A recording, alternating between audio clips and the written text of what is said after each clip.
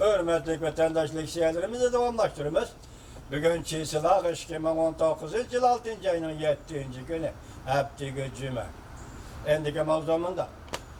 Şangang'da kanun özgertişe karşı radikal hareket 101'dir. Mevzuda haber 6. ayının 6. günü duyutor biti ilan kılındı haber bunda başlar. Şangang'da kişilik hukuk Front 2019 yıl 6. ayının 9.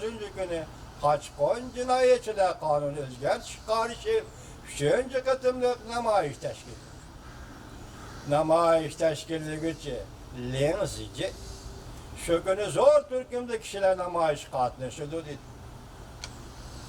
Bundan burun lenzici bundan burun eğer Şangang hükümeti namayişe beperva muamele kıladigan bolsa uçakta bez iladisiz bir alda kanun çıkarış komitetine konuşan edip radikal herkes kılışka mecbur bulunmaz. Dep görsetken bu yakında bunda görset. Hareket şeklini yukarı örletmeyimiz tinç yoluyla namayiş kılışın teşebbüs kılımız, ümit kılımız. Gerçi demokratiya pronto namayişte tinç yoluyla tamamlaştı ümit kılsı mı? Peki haberle asaslandığı radikal teşkilat, okuyucular teşkilatı namayiş bulunan şu köle radikal hareket kılışını planlıqallığını görsetti. Demek o Govin günü gibiler bir yerden çıktı vatandaş. Anlaşılan qarğan okuyucular hareket teşkilatı namayiş bulunan şu köle yana bir katım Cumhurbaşkanı igelleş hareketi kozgaçlı teşebbüs kıldık.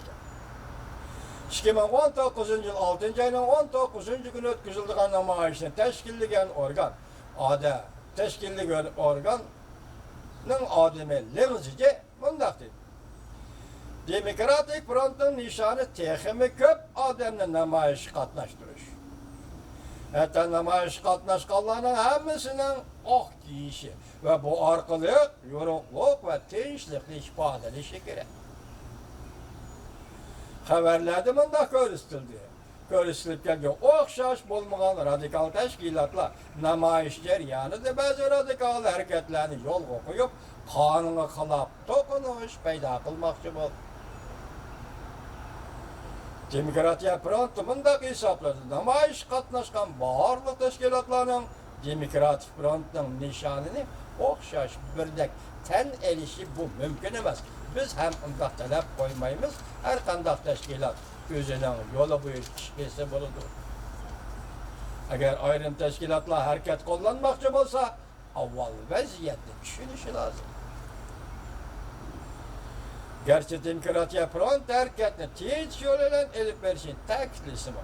Lekin bunda tekitleş kanun özgertişke karıştırılan bağırlık teşkilatlarının ten elişine beraber emez. Okuyucular teşkilatı Şangang müstakillığını kollaydıgan danlı radikal teşkilatı.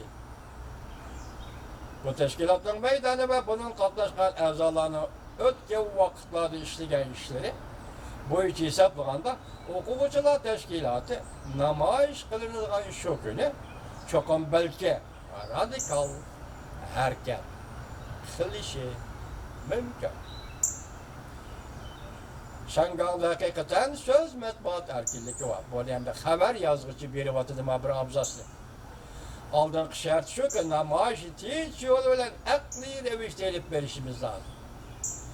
Kanun özgertişi karıştırış sadalarını Şangang memuriyeti anlaştı halaydı.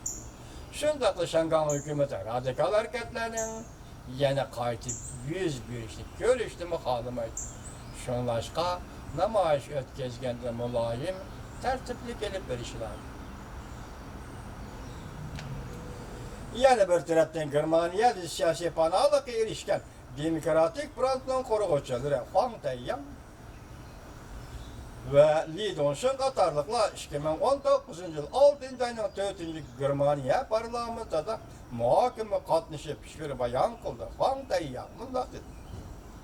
Kaçkon cinayetçiler kanunu özgertiş.